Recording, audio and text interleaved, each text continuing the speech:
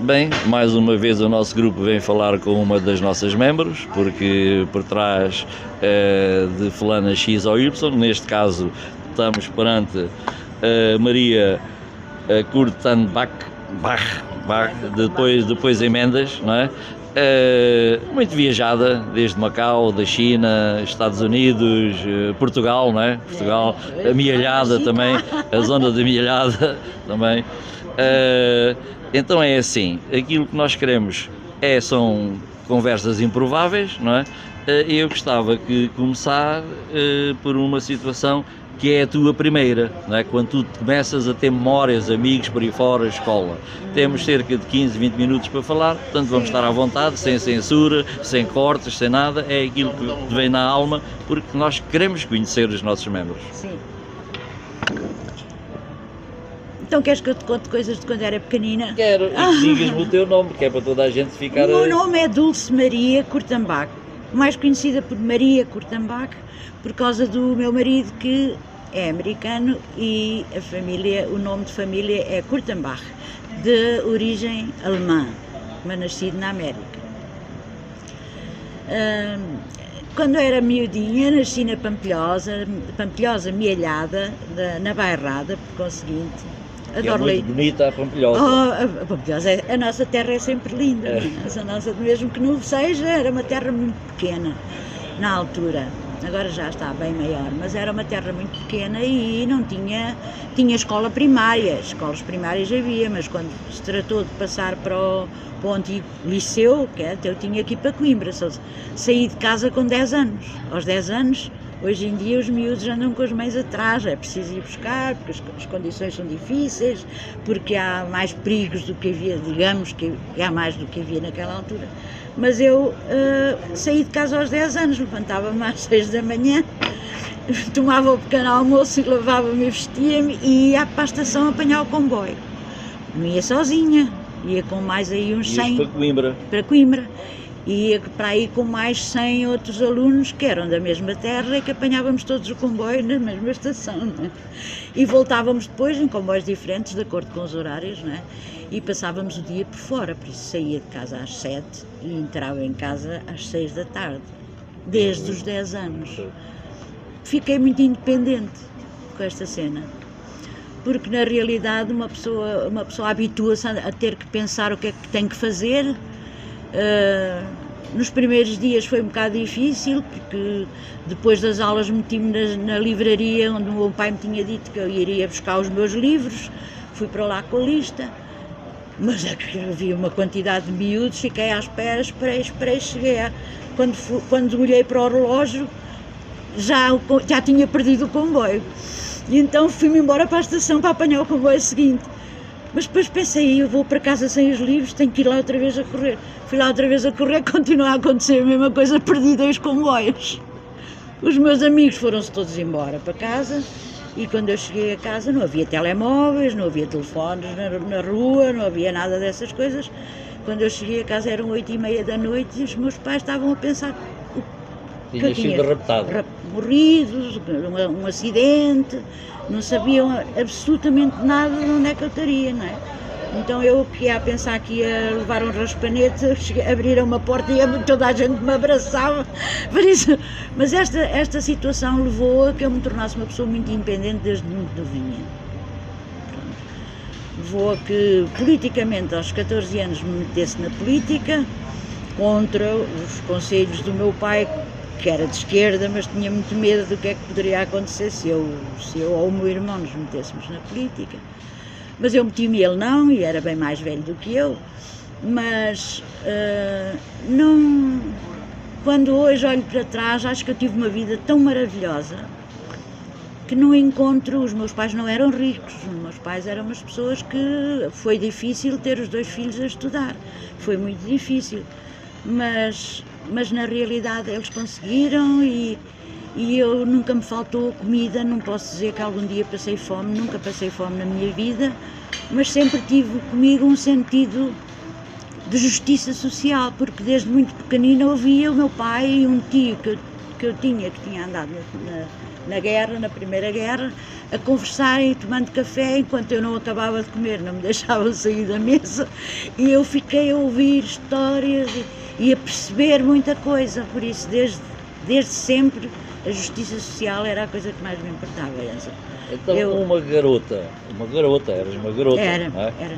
Com 14 anos, isso foi ainda antes da liberdade. Isso foi nos anos 60, eu tenho 76 anos agora. E nunca foste agrafada pela PIDE? Não, ia sendo, mas não fui. Ias sendo como e quando? Porque eu tinha uma tarefa que era trazer, vou dizer que era no sutiã, que eu escondia os papéis, não é? Eu trazia. Sutiã? Pois, porque eu tinha 14 anos e comecei a trazer papéis escondidos que não convinha serem apanhados pela PIDE em Coimbra. Como eu não ficava em Coimbra, nem vivia lá, vinha para fora da cidade, de vez em quando trazia papéis escondidos dentro do meu sutiã para ficarem o tempo que fosse preciso na minha casa ou para eu às tantas receber uma ordem para destruir. E a origem desses papéis? Isso é muito interessante, que é a nossa história já muito próximo do 25 de Abril, é muito interessante. Ainda temos muita gente dessa época que terá essas memórias e outras não é? Era alguma organização política, não era? Não, era a Associação Académica de Coimbra, a que eu nem sequer pertencia, porque era precisamente para que o meu nome não constasse em sítio nenhum. Assim, deram uma segurança para fazer sair documentos que seriam importantes. Eras uma mensageira da era luta um correio, contra... Era um correio. Era o correio da luta contra o fascismo, já nessa altura. Sim. Muito interessante. Depois daí, formaste-te? Depois daí, pronto, acabei o meu curso, depois daí casei-me. Casaste também? Casei-me logo, porque assim, casei-me muito cedo, casei-me com 21 anos. Comecei a ter os meus filhos, aos 26 tinha 4. E ficou por aí? E 4, sim, ficou por aí, mas 2 nasceram em Angola, porque entretanto o pai, que estudava medicina, acabou o seu curso e teve que ir fazer a guerra. Como todos iam.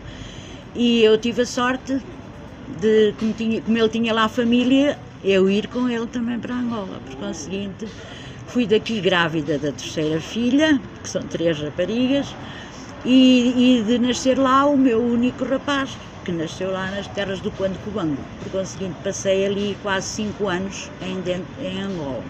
Foi o tempo militar sempre do teu marido? Foi o tempo, mais o tempo que ele teve que ir antes, porque para poder ser chamado por Angola, não queria ir para a Guiné nem a Moçambique, era bem pior ainda. Claro. E como havia família lá, achámos que ele ia para o hospital lá e depois foi chamado no fim do segundo ano de internato, era médico. Tinha 2 especialidades, primeiro ele depois tirou anestesia, primeiro foi anestesista na tropa ainda, e depois foi fisiatra, reabilitação, que lhe veio o desejo de reabilitação por causa dos soldados estropiados. Claro. Se eu ficasse aqui a contar a minha estadia em Angola e o que é que eu por lá passei, eu nunca mais me calava, íamos ficar aqui horas, fica para outra vez assim histórias mais definidas do que é que se passou em Angola. É muito interessante, faz parte também da nossa história, não é? Exato, o que é que se passou em Angola foi assistir a muitas operações, porque depois do 25 de Abril, quando os movimentos começaram a vir para as cidades e nós só saímos lá em janeiro de 75, houve uma altura em que depois na cidade onde eu estava, no Conde Cubango, que agora se chama Mnong, e onde nasceu o meu filho, nessa altura os soldados dos movimentos vieram do mato, como se chamava, para as cidades e puseram, mas começaram guerras entre eles. Por conseguinte, mandavam morteiros de um sítio para o outro e nós estávamos no meio. Um mês depois de eu sair de lá, a minha casa levou um morteiro que ficou de um sítio do primeiro andar ao resto do chão. Nada comparado à faixa de Gaza? Não, nada. E eu tive a sorte de sair, não tive a má sorte dos infelizes, desgraçados, que não têm direito a nada na Palestina, não é? Que são presos, eles vivem num campo aberto, numa prisão aberta. É muito triste o que está a passar hoje. É uma injustiça brutal. Bom, não vamos esquecer isso, mas depois dali pronto, tens uma incursão para a Ásia. Depois dali de Angola voltei para Portugal, não é? Portugal, E dá beijinhos, abraços. bastantes anos depois, 20 anos depois, recebemos um convite para ir para Macau, ele como médico, e ficámos ali a pensar o que é que vamos fazer. Os filhos entretanto estavam mais crescidos, já alguns, um até casado, e resolvemos aceitar aquele desafio e fomos para Macau. Eu fui para Macau e fiquei logo toda entusiasmada com a ideia, porque a minha mãe tinha um fascínio com a China. Nunca Macau, a minha... foi um banho de gente. Quando cheguei lá, Macau é pequenino e supostamente, pessoal de todos os lados, não é? Supostamente inverno, saio do avião e vejo um monte de gente e tudo de casacos compridos. Era dezembro, aqui também era dezembro, não é? Saí daqui com casacos, com essa cena toda. Quando cheguei lá também vi as pessoas com casacos, só que eu estava cheia de calor, não é? Então pus-me logo de t-shirt e andava tudo de botas e gorros de lã e casacos compridos, porque as pessoas lá tinham um sentido diferente do frio, não é? Como têm sempre muito calor, quando vem assim uma coisa que não é frio nenhum, pensam que está frio mesmo e começam a ter frio. E estive 5 anos a viver em Macau, trabalhando no hospital de São Januário, em Macau, e na manutenção do hospital. Consigo com computadores, eu tinha o meu curso de inglês, já não tinha que estar a dar aulas nem nada. O marido era o médico, eu estava a trabalhar ali e tudo bem. Mas entretanto acontecem coisas na vida, não é? Às tantas divorciei-me, pensei que era uma coisa que nunca me ia acontecer, ao fim de 31 anos de casada, não é? Mas pronto, acontecem-me realmente coisas na vida que levam a que coisas aconteçam, menos boas. O meu marido era uma excelente pessoa, mas não era uma excelente pessoa. É vivo ainda? Não, faleceu em 2012, só não foi bom para ele próprio, era um excelente médico, foi um bom marido, foi um bom pai, mas tinha um trauma de infância que o levou à morte. Levou a desistir da vida, nunca considerou que fosse uma pessoa feliz. E ele tinha todas as razões para ser feliz, mas não conseguia ser feliz, dizia que não podia ser feliz. E 31 anos... E também deve ter apanhado alguns traumazinhos da guerra. O trauma foi em Angola, que um acidente em que lhe morreu o irmão quando ele tinha 10 anos e o irmão 15. Esse foi o trauma. Mas depois agravou-se tudo com a guerra. E depois há coisas más que vêm atrás, que é a bebida, por exemplo. E eu só digo bem daquele homem, não posso dizer mal, mas não podia continuar a viver com uma pessoa que desistiu de viver.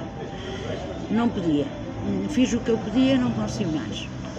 E divorciei-me em Macau. Então depois vim para Portugal, mas entretanto, passado uns tempos, ele veio embora e eu continuei sozinha em Macau.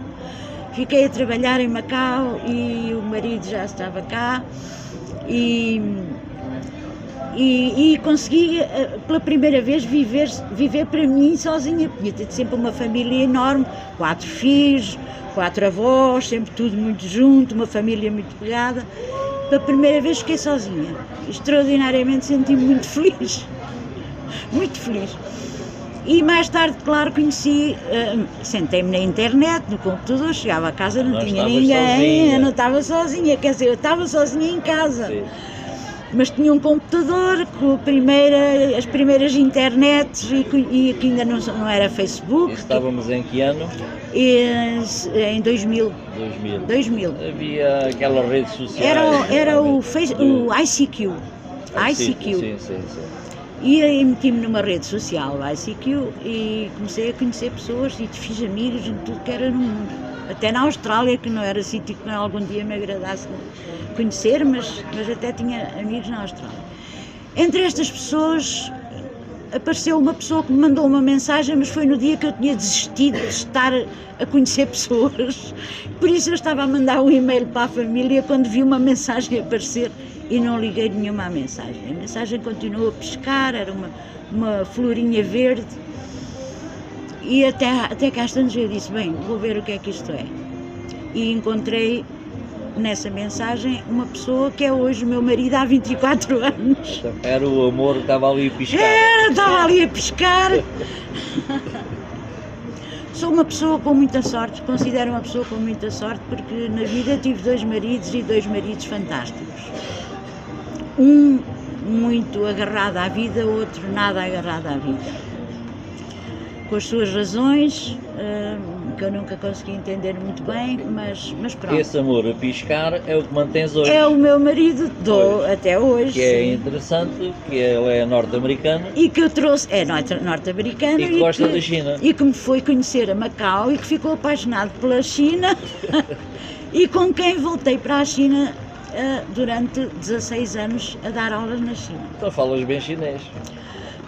E de Andian. Não Quer dizer, nada, mas quer dizer mais ou menos. Mais ou menos. Então, como é que o nosso grupo Setúbal é um mundo se diz em chinês?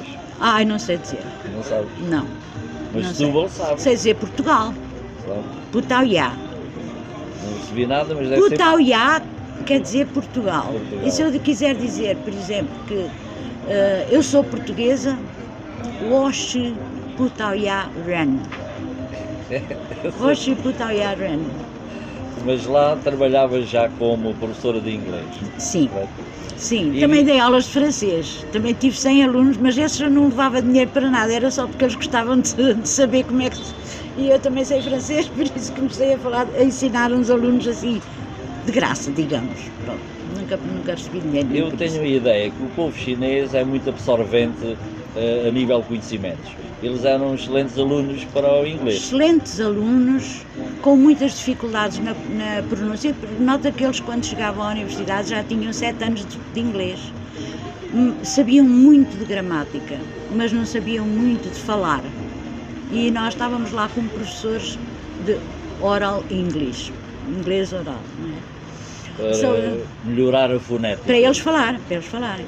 E eu tive situações fantásticas nas aulas, porque aqueles são alunos entusiasmados, decididos a estudar, e com quem eu uma vez tive um problema com um aluno, porque que me disse, quando eu lhe perguntei para se identificar, tinha que me dizer o nome, de onde é que vinha, quem eram os pais, essas coisas, e ele disse-me o que é que queria fazer no futuro. E ele disse-me que queria ser rico. Quando ele me disse que queria ser rico, eu franzia a testa. E eu não achei graça nenhuma àquela cena. Isso é comum aí a 8 bilhões de cidadãos, não é? E eu disse, mas tu queres ser rico porquê?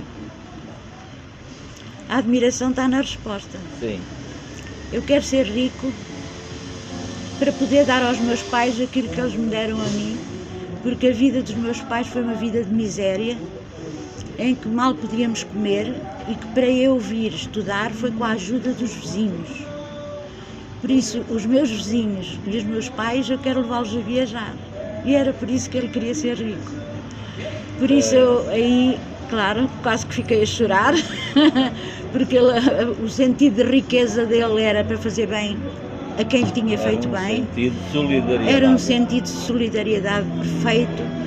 E em que eu vi que o amor que aqueles estudantes têm pelos pais é uma coisa extraordinária. O reconhecimento é brutal, porque na altura em que eu fui para a China foi em pleno princípio do desenvolvimento que deu o último pontapé de saída para a China. Já foi com o Xi Jinping?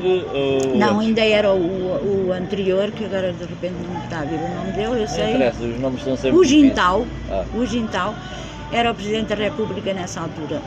Nós fomos, eu e o meu marido, extremamente bem recebidos na China. Eles tornaram-se como família, as pessoas todas com quem vivíamos era como família, gostavam muito, muito de nós, e os meus alunos, devo dizer, chamavam-me mãe. Era a Mãe Maria, fiquei a Mãe Maria e até tenho uma neta, que é a filha do chefe da polícia da terra. Porque eu tinha um sentimento anti-americano, nem falei aqui na minha estadia nos Estados Unidos, porque antes de ir para a China ainda estive 5 anos nos Estados Unidos. O que detestei, digamos, é mesmo a palavra. Mas estavas numa cidade grande. Estava numa capital de um estado, que é a capital do estado de Nebraska, Lincoln se chama. Nebraska? Lincoln, é. E E notei que as pessoas eram muito racistas, muito frias, muito metidas com elas, não há nada de nem bom dia, nem boa tarde, um vizinho na casa ao lado. Quando eu fiz festas a um gato, houve um homem que veio e agarrou o gato e levou para dentro de casa. Estava com medo de comer-se do gato, não? Não sei o que é que ele estava a pensar. Sei que o meu marido é uma pessoa de esquerda verdadeira, que também sempre viveu nos Estados Unidos e só saiu dos Estados Unidos para me vir conhecer à China. E que ainda hoje me diz que se não fosse eu nunca tinha saído de lá e que já tinha morrido a esta hora, de certeza absoluta, porque sentia-se muito mal, porque eu assistia chamadas que lhe faziam no telefone. Ele tinha um tal programa na televisão que eu já te falei, e chamadas que faziam para ele no telefone em que alguns eram a querer saber sobre marxismo, outros era a insultá-lo e a dizer do piorio, não é? Do pior. Depois tem aquela maneira de falar um bocado estranha, não é? Eu estava mais habituado ao inglês de Inglaterra e quando fui na rua com ele, íamos ao supermercado e ouvi uma pessoa dizer e disse para o meu marido, mas o que é que eles querem dizer?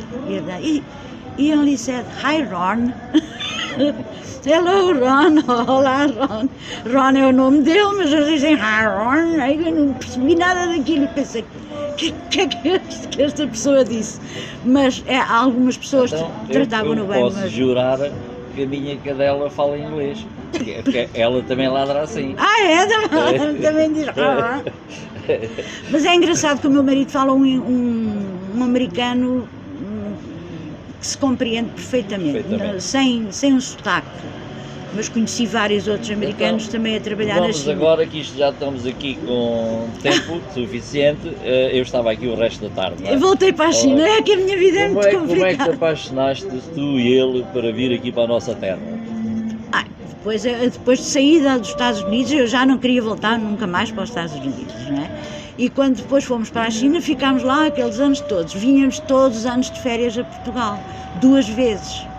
Porque na China não é como em Portugal. Eu tinha 2 meses e meio de férias no verão e um mês e meio no inverno. Porque assim, nós passávamos 4 meses em Portugal, que os chineses nos pagavam as férias todas. Por conseguinte, eram 4 meses que eu não dava aulas e 4 meses, mas que foram sempre pagos. E as viagens também eram pagas por eles. Então chegaste aqui a Setúbal quando? Quando é que compraste aqui a vossa casa? Não comprei, aluguei, eu vivo numa casa alugada. A minha casa, aluguei primeiro uma casa no ano 2000 e no ano 2000 vivi até 2012 nessa, mas sempre a ir e voltar da China. Sim. Eu só vinha praticamente de férias, tinha sempre a casa e quando chegava cá tínhamos a família toda à volta, não é? Por isso os meus 4 filhos e netos, isso tudo foi crescendo. Tem que ser uma casa grande. E a casa, às vezes há pessoas a dormir na entrada da casa no chão, não há lá a improvisar camas. Mas foi assim que o meu marido se apaixonou por Portugal e que também ficou com o desejo de vir viver para Portugal. E Setúbal logo, não é? Setúbal, tinha que ser Setúbal, nós somos os 2 loucos por Setúbal. Mas onde é que se tem uma cidade da cultura? Sim. Uma cidade bem cuidada, onde temos uma câmara que eu adoro. Não posso adorar mais, não é? Eu sou CDU.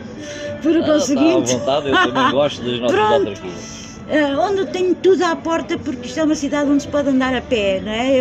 A pé e na rua a qualquer hora. A qualquer hora. Nunca tive aqui o mínimo acidente, ou não, nada me aconteceu nunca que não fosse maravilhar os olhos quando saio à rua.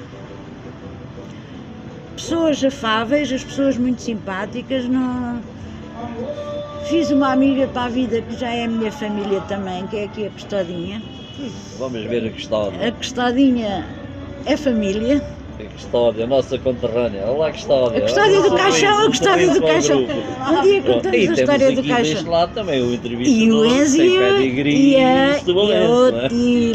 a Otília. Tu vieste-me cá ver para tomar café e tomámos café no Vaticano e ficámos amigas daí.